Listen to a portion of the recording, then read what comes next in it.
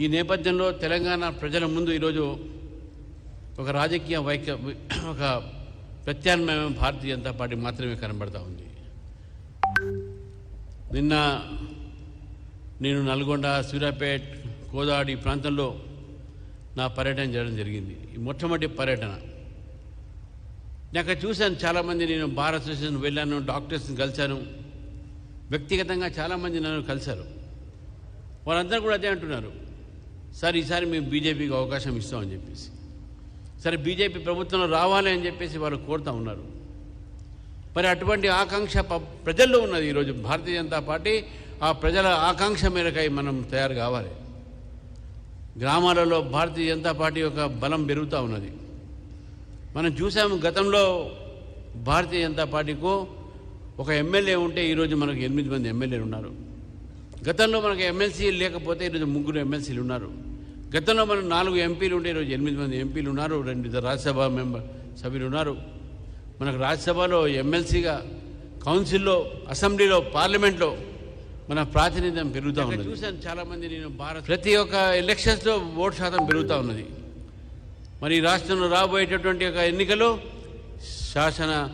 మన స్థానిక local elections ఉన్నాయి, లోకల్ బాడీ ఎలక్షన్స్ ఉన్నాయి, స్థానిక ఎన్నికలు, స్థానిక సంస్థలకు జరిగే ఎన్నికల్లో భారతీయ జనతా పార్టీ, ఇంతకుముందు సునీల్ బన్సాల్ గారు చెప్పారు, మన చంద్రశేఖర్జీకి చెప్పారు, స్థానిక ఎన్నికల్లో మనం భారతీయ జనతా పార్టీ పూర్తిగా మనం తయారైతే ఉండాలి, గెలవాలి, గెలిచి తీరాలి అనేటటువంటి ఒక సంకల్పంతో మనం ముందుకు పోవాలి.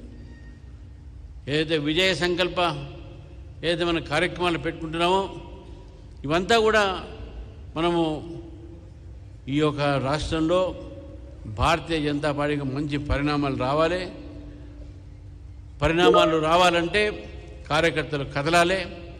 కార్యకర్తలు కదలాలంటే నాయకులు ముందుకు రావాలి, కలిసివెలిసి ముందుకు పోవాలి అనేటువంటి అవసరం ఉందని చెప్పేసి కూడా ఈరోజు తెలియజేసిన మిత్రులారా, ఎప్పుడైతే ప్రజల ఆకాంక్ష ఉన్నదో భారతీయ జనతా పార్టీని గెలిపించాలని చెప్పేసి, అటువంటి ఆకాంక్షని మనం తయారు లేకపోతే, మనం వారు కోరుతున్నప్పుడు మనం కూడా తయారు లేకపోతే పొరపాటు మందవుతుంది. నేను డికే అరుణ గారిని వేదిక రావాల్సి కోరుతా ఉన్నాను. కాబట్టి మిత్రులారా, మనం స్థానిక ఎన్నికలకు భారతీయ జనతా పార్టీ తయారవుతుంది. వార్డు నుంచి జడ్పీటీఎస్ దాకా, అంటే పంచాయతీ నుంచి పార్లమెంట్ దాకా ఏదైతే మనం అనుకున్నామో ఆ ఒక ఎన్నికల్లో మనం పోటీ చేయాల్సినటువంటి ఒక బాధ్యత మనందరిది. ఈరోజు రాష్ట్ర ప్రభుత్వం మనకు చెవులో పువ్వు పెట్టే ప్రయత్నం చేస్తూ ఉన్నారు.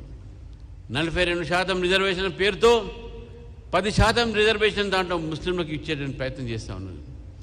మొట్టమొదటి నుంచి కూడా భారతీయ జనతా పార్టీ మతపరమైనటువంటి రిజర్వేషన్కు వ్యతిరేకం. మతపరమైన రిజర్వేషన్స్ అది కేవలం భారతదేశం ఒక ఏదైతే విభజన ఆ రోజు జరిగిందో మతపరమైనటువంటి ఒక కారణాల వల్ల జరిగినటువంటి విషయాన్ని మనం గుర్తుపెట్టుకోవాలి.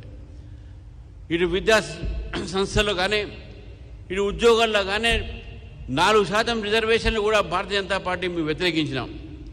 కానీ ఈ ప్రభుత్వం ఓట్ బ్యాంక్ పాలిటిక్స్ కోసం గత కాంగ్రెస్ ప్రభుత్వం తీసినటువంటి ఒక ఆ 4% రిజర్వేషన్ని ఈరోజు అది రాజకీయాలకు కూడా, అంటే పొలిటికల్ రిజర్వేషన్లు కూడా దాన్ని తీసుకురావడం జరుగుతుంది.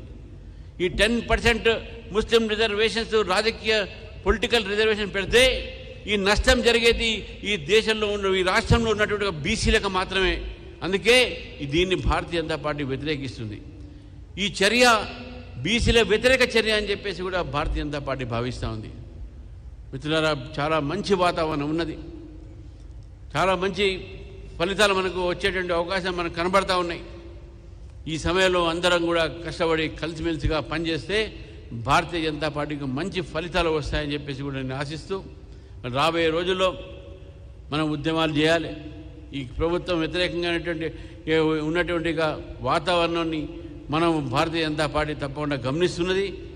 ప్రజా వ్యతిరేక ఏ విధానాలైనా భారతీయ జనతా పార్టీ దాన్ని ఉద్యమం బాటలో తీసుకుపోయి ప్రజలతో కలిసి ప్రజల కోసం పోరాడుతుందని చెప్పేసి కూడా ఈ సందర్భంగా తెలియజేస్తూ, మరి నా మొట్టమొదటి ఈ కార్యవర్గ ఏదైతే జిల్లా అధ్యక్షులు అయితే ఉన్నారో, ఇక్కడ మన పదాధికారులు అయితే ఉన్నారో వారితో నేను మొట్టమొదటిసారిగా మాట్లాడుతున్నాను. కాబట్టి మళ్ళీ రాబోయే రోజుల్లో కూడా అనేకమైన సందర్భాల్లో మాట్లాడే అవకాశం ఉంటుంది. ఈ యొక్క సమావేశంలో ఇంతవరకు నేను చెప్పి మరొకసారి మనం కలిసి ముందుకు వెళ్దాం. మనము ప్రజలు మన కోసం ఎదురు చూస్తూ ఉన్నారని చెప్పి తెలియజేస్తూ, ఒక ప్రాంతానికే భారతీయ జనతా పార్టీ కాదు, యావత్ తెలంగాణలో భారతీయ జనతా పార్టీ ఈరోజు పెరుగుతున్నది, పెరగాలి. మన ఓటు శాతం కూడా పెరిగింది కాబట్టి మనకు నమ్మకం ఉంది.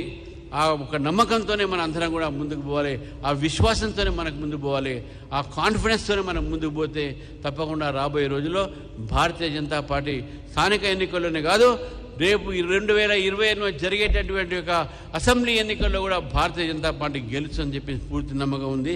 ఇంతటితో మీ అందరితో కూడా మరొకసారి ఈ యొక్క కార్యక్రమాలు అన్నీ కూడా ఉద్యమ కార్యక్రమాలు మనందరూ సునీల్ మన్సాగర్ గారు, చంద్రశేఖర్ జీ మనకు టైం టేబుల్ ఇచ్చారు, ఎప్పుడు ఏం చేయాలి అని చెప్పేసి. అందరూ కూడా టైం టేబుల్గా సీరియస్ తీసుకొని, కార్యక్రమాలు సీరియస్గా తీసుకొని మనం ప్రజల్లో వెళ్ళి ప్రజల ఒక మనసుని మనం దాన్ని మనం అర్థం చేసుకొని వాళ్ళు మన కోసం ఎదురు చూస్తున్నారని చెప్పేసి కూడా మరొకసారి తెలియజేస్తూ ఈ అవకాశం ఇచ్చాడు.